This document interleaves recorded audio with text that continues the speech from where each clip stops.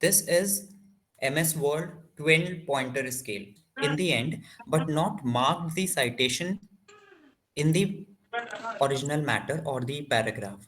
So suppose this line, key detection of targeted genes in bacteria is a method applied for early and rapid detection of foodborne pathogens in the food system.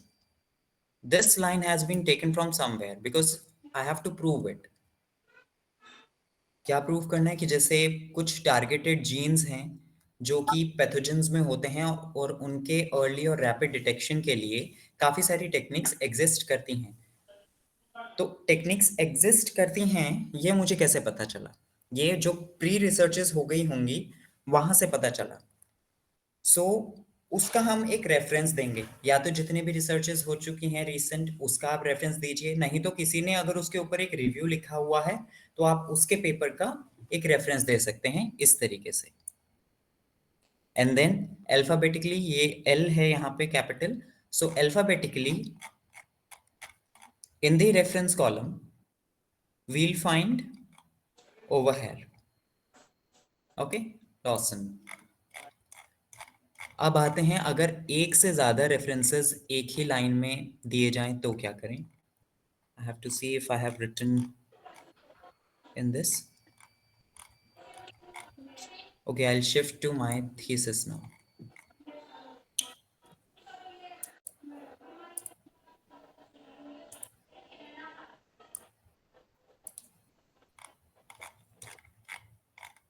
If you have so many references in one line, what you do, you go for the alphabetical order अगर उनका year same है, और अगर year different है तो या तो जो सबसे पहले पब्लिकेशन आई हो लेटेस्ट उसको पहले लिखेंगे, फॉलोड बाय असेंडिंग ऑर्डर, या फिर आप डिसेंडिंग ऑर्डर में भी लिख सकते हैं कि जो रिसर्च पहले हो चुकी है, हिस्ट्री इट हैज बिकम, वो उसको पहले लिखें और लेटेस्ट रिसर्च को बाद में लिखें। I just find somewhere in the text I have writ, या see this line, the last line of this paragraph. You can see I have cited 4 papers over here. 2 paper 2011 के ही हैं। अब इस case में क्या करें? पहले जो अल्फाबेट पहले आता हो जिसके सरनेम में, suppose y comes before z, so we'll put y over here. Sometimes what happened, Yang et al 2011 and दूसरा पेपर भी Yang et al 2011 ही है, तो what you do, 2011 के आगे A लगा दीजिए और जो दूसरा पेपर है उसके आगे B लगा दीजिए, और सेम रूल नीचे जो रेफरेंस की लिस्ट होगी उसमें फॉलो कीजिए। I have done over here the descending order 16, sorry this is ascending order, बाद में 16 2016 का पेपर, एंड देन सबसे बाद में लेटेस्ट 2017 का पेपर हमने कोट किया है। आप 2017 वाला सबसे पहले लिख सकते हैं, फिर 16 एंड देन 11, कुछ भी आप लिख सकते हैं, बट पूरे फिर आपके थीसिस में पेपर में same rule should be follow. ऐसे नहीं कि दूसरे पैराग्राफ में आपने असेंडिंग की बजाय डिसेंडिंग लगा दिया। Okay, and this you can see the structure, it's completely over there. If you see carefully, the left margin over here, this margin is more than the right margin. ऐसा हम करते हैं because left side will go for the binding. इसीलिए ruler को adjust करके MS word में around 2 to 2.5 inches का यहाँ पे गैप छोड़ा जाता है। वो आपके ऑर्डिनेंस में या फिर आप जब थीसिस बनाएंगे उसमें आपको पता लग जाएगा what will be the structure. Coming to the front pages are like this, but they are institutional specific. उसके बाद approval of the guide वगैरह, these are also very institutional specific. We have to come to the scientific writing. So straight away we are coming to the list of contents. List of contents in the latest order shall be made like this. पहले यहाँ पे भी bars show करते थे, but वो traditional तरीका था. The latest way to give any table is like this. जो हेडिंग्स हैं उसमें आप बार शो कीजिए, टॉप बार एंड बॉटम बार, फिर जहां पे टेबल एंड होता है वहां पे आप एक बार शो कर दीजिए। सो लिस्ट ऑफ कंटेंट एक से ज्यादा पेज में आ सकता है ये वाला टेबल, बट जो टेबल आप अपने थीसिस के अंदर देते हैं, रिपोर्ट के अंदर देते हैं, try to make it within the one page, single page, Or if you have to divide it in two, then make two tables, like table 1A, table 2, or table 1B. This is the list of figures. Like this, it has been given. List of tables which are included in the whole thesis. Then list of symbols, list of abbreviations, the abstract, and chapter 1 introduction.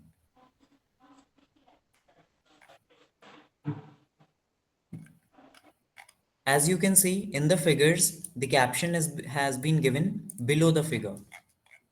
And when we come to the tables, it would be above the table. I'll just shift quickly towards the material and methods part. See, this is the table which is indicating the primers which we have used. So the caption for the table is above the table.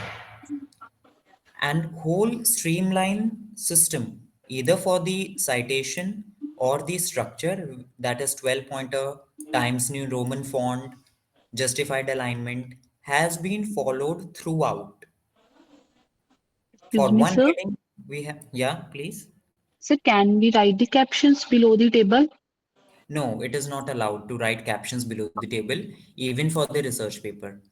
It is a rule that Okay. you have to write captions for the table on the top of the table and for the figure below the figure, unless and Okay. until it is specified in written that you have to write below the table. It is a rule that you have to write it on the top. Okay, like this. The table captions on the top, and it should be cited within the text. If you have used this table, what this table has is indicating shall be told somewhere in the text. For example, the primaries used for PCR are detailed in table 3.1. Subsequently, if I'm using this figure is 3.4. 3.4 how? 3 is the chapter number, material and method. In that fourth figure, so the whole number for figure becomes 3.4. Okay, that has been shown somewhere in the text. I'm not finding it where I have written. Yeah, over here. So what we are showing in the figure is explained in the paragraph, which has to be quoted. And this thing has to be followed in the publication as well. Whatever figures you give, table you give, as the supplementary information you give, but it has to be somewhere cited within your main component. And one more thing, you have to be very clear with the units. If you are writing G, it should be G all over. If you are writing GMS, grams, it should be GMS all over. But try to go for the SI symbols. The universally accepted SI symbol for gram is small g, whether it's 1 gram singular or plural, more than 1 gram. We don't say grams. It is the modification of English which we have done, but it scientifically language we don't say meters. We say only meter, 2 meter, 3 meter, 4 meter. We don't say hours for unit, but in English we say hours. So we write H, whether it's more than 1 hour. Okay. So you can see in all the tables we have followed same format. For the headings, we have given the bars to separate out, and to close the table, we have given the below bar. No bar elsewhere. This is your will if you want to give the traditional table, but today all the publication journals they want this type of format for the table as well. Top bar, heading bar, and the bottom bar. When you go for the equation should either be on left, and always equation number should be given, and that should be quoted in the text. This calculation has been done by using equation 1, or the calculation is being represented by using the formula indicated or represented in equation 1 or 2, or you can give equation in the center, but always name it, and whatever symbols are being used in the equation उसको आप उसी के नीचे coat करेंगे. जैसे यहाँ पे हमने बता रखा है s, what s represents, what this neta represents, what m represent, what ms subscript represent, everything. And if it has been taken or adapted, obviously the equation is not created by you unless and until you have researched and created your own equation. You always have to give the reference that from where you have taken this equation. Be careful while using these symbols for elements, like if it is Fe3 plus, 3 plus should be the superscript. And correct symbols. Few people, what they do, if they have to give short form for female, they will write Fe. And if somewhere in the whole thesis, iron symbol is being used, which is Fe, then you should not use Fe for female. अगर पूरी thesis में कहीं पे भी iron का symbol कहीं पे भी use नहीं हुआ है, then you can name it as Fe. It means conflict between the two abbreviations shall be avoided. Second thing, अगर आप यूनिट लिख रहे हैं तो जो अल्फाबेट है, जो वैल्यू है, या तो यूनिट आप स्पेस दे के लिखिए, और अगर स्पेस नहीं दे रहे हैं तो फिर कहीं पे भी स्पेस नहीं देना है. जैसे यहाँ पे जो हमने यूनिट लिखी है वो एक स्पेस दे के लिखी है, 0.1 मिलीमोलर. सो थ्रू आउट कहीं पे भी जितने भी यूनिट्स आएंगी, सपोज दिस इज 5 नैनोमीटर, तो हर जगह हम स्पेस दे रहे हैं. So you have to follow your own rule और ओन वे ऑफ राइटिंग. जो लोग बायोटेक्नोलॉजी या फिर बॉटैनिकल नेम्स या साइंटिफिक नेम्स यूज करेंगे, that has the rule to be in italics. The genus name should start with capital and the subsequent species name should be small, but the whole scientific name should follow this italics format. There is no need to underline. We do underline only while we are handwriting the scientific names. Coming to the reference part, in thesis, it is advised to give reference alphabetically if the number format has not been used. And this is the hanging way style. कहीं कहीं पे bullet style use कर लेते हैं. What is hanging? The first author name starts थोड़ा सा पहले than the whole text. This is called hanging. It is a feature of MS Word. You can easily find out on Google that how to enable this function for the bibliography. This reference list is known as bibliography. And again, the rule has to be followed. If you are pasting APA or MLA type of reference, then the whole list should be in that form. If the journal's name is in italics, then every journal's name should be in italics. If not, then avoid it. If DOI you are giving for any of the papers, then each and every paper's DOI should be given. और किसी reference का अगर DOI नहीं है तो आप website का link डाल देते हैं वहां पे. हाइपरलिंक में क्या होता है, ये ब्लू कलर में आता है, अवॉइड दैट. अगर हाइपरलिंक आप सबके लिए डाल रहे हैं तो सब में डालिए, otherwise it is avoid, try to avoid it and remove the hyperlink and treat it as the same text. Also, one more thing, we have written volume name and the page number. So for every reference, the volume number has to be given and the page number. If you are eliminating volume number, then from every reference the volume number has to be eliminated. कभी कभार जैसे हम Google scholar से site करते हैं या Mendel से site करते हैं, वहां पे वॉल्यूम नंबर नहीं आता है, लेकिन आपको वॉल्यूम नंबर देना है तो आप उस पेपर के वेबसाइट पे जाएंगे and then you will pick up the volume number from there. Okay, so these were all the rules, because people were asking कि हमको कोई एक डेफिनेट फॉर्मेट दिखा दीजिए, so I try to bring up that. So if some questions are there related to this, please ask. Otherwise जैसे हम कल जो है फिर कॉन्फ्लिक्ट ऑफ इंटरेस्ट ये टॉपिक शुरू करेंगे. If some questions are there, you may ask regarding the thesis structure or report structure. I hope it is clear to everyone कि किस तरीके से हम लिखते Excuse हैं. me, sir. हाँ जी, Uh, बोलिए. Sir, in bibliography, we also have to give the numbers now, like 1, 2, 6, 7, or we can use a bullets. Okay, you are saying कि रेफरेंस की लिस्ट में नंबर्स डालें या नहीं डालें. Yes, sir. ओके, नहीं, अगर आपने साइटेशन इस तरीके का किया है, जैसे ये सू एट ऑल 2020 लिखा है, इसकी जगह अगर नंबर लिखा होता तो इस रेफरेंस की लिस्ट में हम नंबर डालते. I'll just show you. यहाँ पे हम नंबर डालते जो कि IEEE का फॉर्मेट है। बट अगर आपने अल्फाबेटिकली यानी फुल साइटेशन दिया है स्पेलिंग के साथ, सो हम नंबर नहीं डालेंगे क्योंकि वो इल्यूजन क्रिएट हो जाएगा कि अगर यहाँ पे इसके आगे 2 लिखा होता यानी 2 नंबर का साइटेशन कहीं भी टेक्स्ट में होगा और वो इस रेफरेंस को कोट कर रहा है, तो वो एक तरीके की कोडिंग हो जाती है।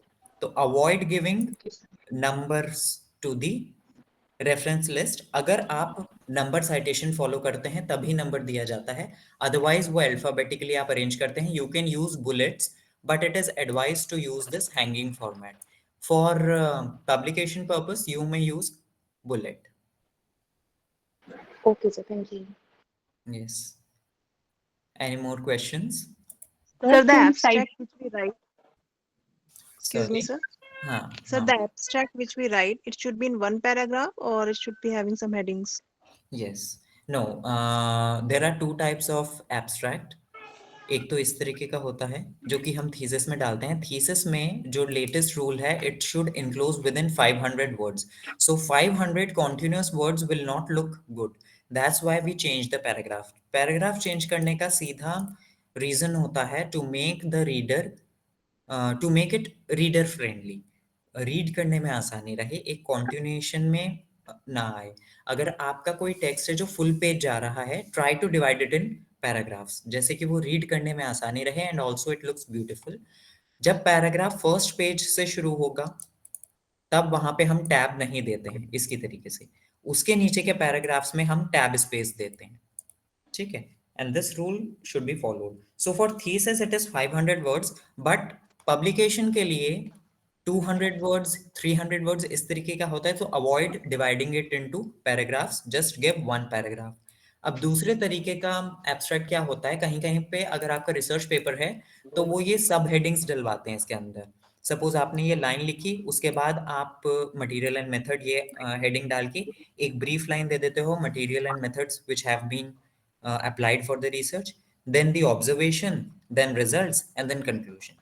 So actually abstract भी वही चीज होती है कि वो पूरा पेपर का एक ट्रेलर दे रहा है। So over here it is not indicated, लेकिन जैसे आप पढ़ोगे आपको पता लग जाएगा कि ठीक है इस पेपर में ये इंट्रोडक्शन है, बाकी की 2 लाइन मटेरियल मेथड्स हैं, बाकी की 2 लाइन उसके रिजल्ट्स हैं और लास्ट वाली लाइन कंक्लूजन है कि पेपर में क्या फाइंड हुआ। किसी किसी जर्नल में ये कहते हैं कि आप हेडिंग डाल के लिखो, तो एक ही पैराग्राफ में बस हेडिंग को बोल्ड करके और वो लिख देते हैं। It is journal specific, but for thesis इस तरीके से किया जाता है। And always you give keywords. Keywords क्या होते हैं कि अगर मैं आइसोटेकोफर कोई अगर मेरा पेपर ढूंढना चाहे तो वो किस कीवर्ड से ढूंढ सकता है, आइसोटोकेफोरेसिस वो डालेगा, डीएनओ आइसोलेशन वो सर्च करेगा गूगल पे। सो दिस पेपर में reflect somewhere in the list. Okay, Okay, sir. Thank you. any other question please? Sir ये रिव्यू ऑफ लिटरेचर और बिब्लियोग्राफी में क्या अंतर है? Okay, review of literature is the whole text, या जो भी आप सपोज आपका रिसर्च एरिया है, आप उसके बारे में पहले पढ़ते हो कि कितनी रिसर्चेस हो चुकी हैं, उसकी डेफिनेशंस निकालते हो, क्या गैप रह गया है, मतलब जितनी भी आपने रिसर्चेस करी उसमें ऐसी क्या कमी रह गई कि आपको वो रिसर्च करनी पड़ रही है। This is review of literature. Review मतलब जितना भी एग्जिस्टिंग प्री रिसर्चेस हैं वो लिटरेचर की फॉर्म में है और हम उसको रिव्यू कर रहे हैं। तो जो भी हमने पढ़ा हमने उसको एक कॉम्पैक्ट फॉर्म में लाकर अपनी लैंग्वेज में डिवाइड करके एक चैप्टर के रूप में प्रेजेंट कर दिया। अब जहां जहां से ये हमने रिसर्चेस उठाई हैं ये उसके रेफरेंस हैं, तो सबसे नीचे जाके हम लोग ये रेफरेंस दे देते हैं। इस रेफरेंस की लिस्ट को हम बाइब्लियोग्राफी कहते हैं, ठीक है। This is it. Any other question? Sir, reference and bibliography are same. Yes, yes. Reference is from where you have taken, and the list of reference is known as bibliography in English. Okay, sir. Any other question or doubt?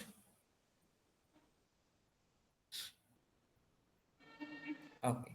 Sir So- जो हम citations add करते हैं वो सिर्फ हम introduction part में करते हैं या बाकी जो लिटरेचर रिव्यू होता है या मैथोलॉजी उसमें भी ऐड करना होता है everywhere citations? Except okay. Except abstract and conclusion, क्योंकि कंक्लूजन तो आप बताओगे कि आपकी रिसर्च से क्या कंक्लूजन निकला, ठीक है, तो उसमें तो हाँ रेफरेंस नहीं जी। आएगा। बाकी हर जगह कहाँ से ये मेथड अपनाया है, सपोज आपको डीएनए आइसोलेट करना है तो डीएनए आइसोलेशन का मेथड अगर आपने खुद बनाया तो नहीं दोगे आप उसका। हम्म। लेकिन कहीं पे भी आपने कुछ यूज किया है, कहीं से भी, जैसे रिव्यू ऑफ लिटरेचर का तो नाम ही वो है कि जो एग्जिस्टिंग लिटरेचर है उसमें से आपको पढ़ना है, सारी रिसर्चेस के बारे में बताना है, और फिर क्या कमी रह गई जिसकी वजह से आपको रिसर्च करनी पड़ रही है वो आपको वन इंडिकेट वन। करना है। सो एवरीवेयर, जैसे मटेरियल मेथड में भी या फिर रिजल्ट में क्या होता है, कुछ लोग रेफरेंस नहीं देते हैं। अब जैसे कोई ग्राफ है, एफटीआईआर मतलब किसी मॉलिक्यूल में फंक्शनल ग्रुप्स हैं, तो वो किसी एक साइंटिस्ट ने दे रखे हैं, ये एफटीआईआर का रिजल्ट है। इसकी जो वैल्यूज आती हैं ये किसी फंक्शनल ग्रुप को रिप्रेजेंट करती हैं, NH2, ऑक्सीजन, और हाइड्रोकार्बन, बैग भी लेके आए। ग्रुप्स को ये रिप्रेजेंट करती हैं। तो हेलो, किਵੇਂ हो? ਵਧੀਆ, ਤੁਸੀਂ ਦੱਸੋ? एक्सक्यूज मी, हाँ काइंडली तो फिर है ही। mute your ਲੋਕ ਲੱਗਿਆ mic, ਹੋਇਆ। whoever it is, please be ਇੱਥੇ careful। ਕਰ ਲੈ। Oh my god, ਹਾਂ, ਮੈਂ ਕਈ ਵਾਰ ਨਾ ਲੋਕ ਲਗਾ ਦਿੰਦੇ ਆ। अरे नहीं एक्चुअली सर एकदम how लोग shall I do that? This is not even visible. Yeah, whosoever it is, please mute your mic. Okay. It is expected for the highest qualifying people to show some professional behavior. Well, anyways, so if I have taken reference for this graph, how do I know कि 3000 peak पे NH2 group show हो रहा है या कोई alcohol group show हो रहा है? I'll pick up it from somewhere जिसने ये research करके बताई होगी. So I have to give reference कि जो मेरी वैल्यू आई है उसका सबूत देना होगा कि हाँ इसमें ये वाला फंक्शनल ग्रुप था और ये फंक्शनल ग्रुप इस पेपर में इंडिकेट किया गया है, ठीक है। So all the referencing is the evidence, the law people must be understanding it much more. So I hope it is clear now. Any other question please? Good afternoon, sir. या, good afternoon. Sir, I wanted to ask the abstract or 500 words rule, is it applicable to all the fields? It is applicable to the thesis in every field, unless and until the department doesn't tell you कि कितने words का होना चाहिए। अगर वहां से कोई guideline नहीं आती है then it is 500 words। अगर वहां Like से कोई being a guideline literature दी जाती student, है, there is no word limit as such, so that was my concern actually. okay, if there is no word limit please compact it to 500 words for thesis। अगर research paper के लिए आप जा रहे हैं तो वहां पे इंडिकेटेड रहता है कि आपको कितने वर्ड्स का एब्स्ट्रैक्ट देना है। 500 words is the maximum limit because it is a trailer for your whole research. अगर आप सारा रिसर्च उसी में बता दोगे कैसे किया तो फिर कोई पेपर क्यों पढ़ेगा। So you just give a trailer कि सबसे पहले लोग एब्स्ट्रैक्ट पढ़ें, अगर उनके काम का है तो वो पूरा पेपर पढ़ेंगे या थीसिस पढ़ेंगे, otherwise they not do. Okay, so that is the reason Okay. Of abstract. Abstract का मतलब वही होता है, अगर मैंने बोला पूरी इस स्टोरी को एब्स्ट्रैक्ट कर दो मतलब छोटा कर दो, summary. Thank you, sir. Yeah, any other question in this sense please?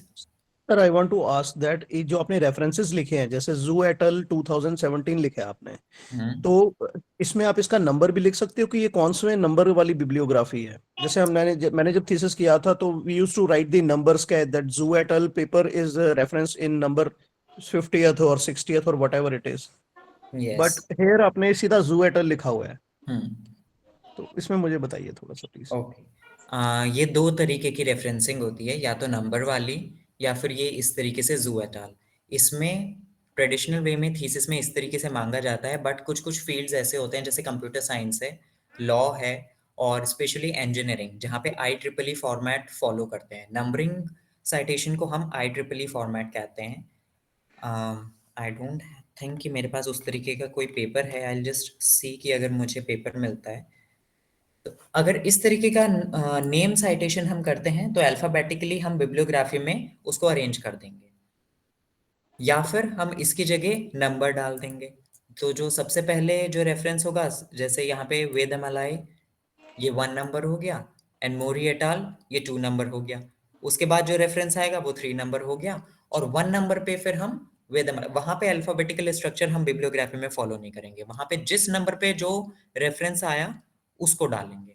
कभी कभार लोग क्या करते हैं, इस नेम साइटेशन के ऊपर नंबर डाल देते हैं, which is not technically correct, but कभी कभार स्पेशली इन लॉ फील्ड इस तरीके से होता है, you have to disclose everything.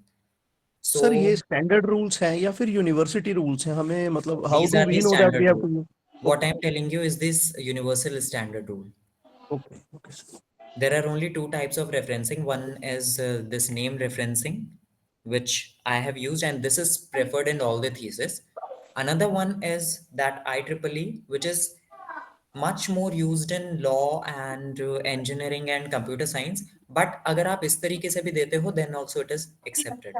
Unless and until, especially आपको department बोले आपका कि नहीं आप IEEE format follow करो, you always follow the whole structure. इसके लिए आप क्या कर सकते हो, ये जानने के लिए कि आपको कौन सा फॉर्मेट फॉलो करना है, आप जो लास्ट ईयर की थीसिस हैं, आपकी डिपार्टमेंट में जो लेटेस्ट थीसिस होंगी सबमिटेड, उनको देख लीजिए। तो उनके आर्काइविंग साइट्स कौन सी हैं, शोधगंगा हमने जैसे बताया था, वहां पे आप जाके देख लीजिए कि किस फॉर्मेट को उन्होंने यूज किया है। Otherwise you talk to your guide और दी HOD, वो आपको बता देंगे कि थीसिस का फॉर्मेट क्या लिखना है। Any other question?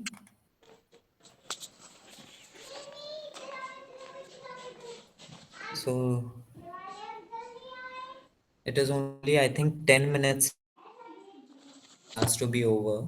So कल जो हम टॉपिक शुरू करेंगे, which is my class, will be the conflict of interest.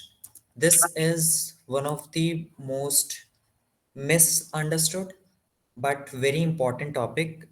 जो लॉ वाले लोग हैं और जो कंप्यूटर साइंस वाले लोग हैं, उनके रेफरेंस में कॉन्फ्लिक्ट ऑफ इंटरेस्ट जो होता है, उसी तरीके से हमारे एकेडमिया में भी कॉन्फ्लिक्ट ऑफ इंटरेस्ट होता है. So I am not teaching this now because it will take pretty much of time.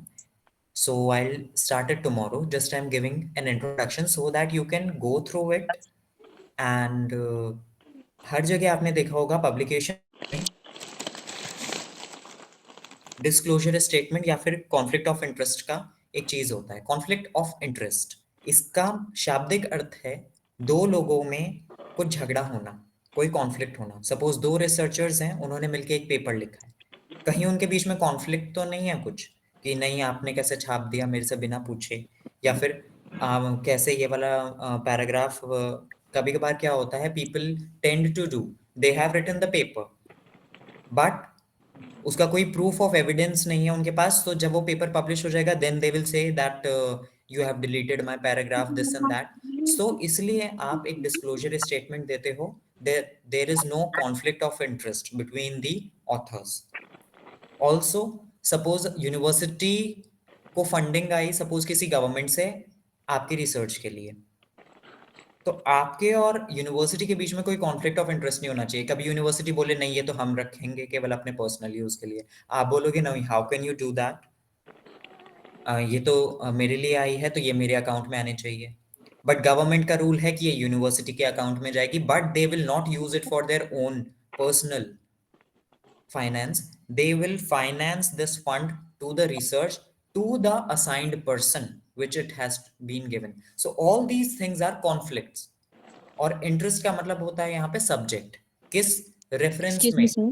हाँ, Are you talking about the JRF amount here, the funding? no, not. Yes, that can also be included to some point, but I am talking about कि जो research में conflict of interest जो आता है authors के बीच में, को भी उसमें इंक्लूड किया जा सकता है कुछ हद तक, बट उसके रूल्स थोड़े अलग होते हैं. I am talking about if the project has been sponsored by some government agency. So any kind of academic based conflict between two people or two agencies or one person and an agency, that is conflict of interest. और यहाँ पे जो सबसे important point हम cover करेंगे, हर एक research paper के नीचे आपने एक statement देखी होगी that authors have no conflict of interest between them. तभी वो पेपर आगे पब्लिश हो पाएगा, नहीं तो वो रिट्रैक्ट हो जाएगा अगर कोई कॉन्फ्लिक्ट आया तो. इसका फर्दर क्या मीनिंग होता है, I will tell you tomorrow because of the plagiarism क्या होता है? जो पकड़े जाते हैं, नकल मार के कॉपी पेस्ट करते हैं, प्लेगरिज्म होता है ना कुछ। ओ प्ले वो कवर करेंगे हम, और फ्रॉड में भी आता है, complaints and appeals. So plagiarism is another vast topic. वो अभी अगर करना शुरू किया तो दिक्कत हो जाएगी। प्लेजरिज्म का मतलब होता है आपका रिसर्च कॉपी कर लेना किसी ने। तो ऑब्वियसली अगर आपका रिसर्च कोई चोरी कर लेगा, कॉपी कर लेगा, तो आप एक एक्शन लोगे उसके ऊपर, ठीक है। इस कॉपी करने को ही प्लेजरिज्म कहते हैं, और इसके लिए जो रूल्स लगेंगे पनिश करने के लिए, अगर वो प्लेजराइज्ड है तो उसको हम वील स्टडी इन दैट, और वो फिर लॉ के थ्रू जो भी उसका सजा होती है या जो भी कंडक्ट होता है आगे, वो हम करते हैं। ऑल्सो ये पूछा कैसे गया होता है प्लेजरिज्म? सपोज आपने अपनी दुकान का नाम रखा समथिंग एंटरप्राइजेस, और आपने उसका कॉपीराइट ले लिया, तो दूसरा बाजू में ही सेम चीज के नाम की दुकान नहीं खोलेगा अगर कॉपीराइट है उसको। अगर उसने खोल ली तो यानी उसने आपका नाम प्लेजराइज कर लिया। तो इसी तरीके का रूल रिसर्च में भी अप्लाई होता है। जर्नल वालों की जिम्मेदारी होती है ना कि पहले से पब्लिश हो रखा है, आपको पब्लिश नहीं करना चाहिए ऐसे करके। किसकी या फिर जिम्मेदारी? हमारे जर्नल जो पब्लिश करते हैं, पब्लिशर जो होते हैं, तो उनको चेक करना चाहिए या फिर हमें चेक करना चाहिए कि पहले पब्लिश हो। वो पहले से ही कह के रखते हैं कि 10% से नीचे होना चाहिए प्लेजरिज्म, तो वो हमारी जिम्मेदारी है कि हम 10% से नीचे दें प्लेजरिज्म। और अगर वो पब्लिश हो जाता है किसी तरीके से, then the author is responsible, not the journal. जिसने प्लेजराइज किया, हाँ बोलिए। Should not be copy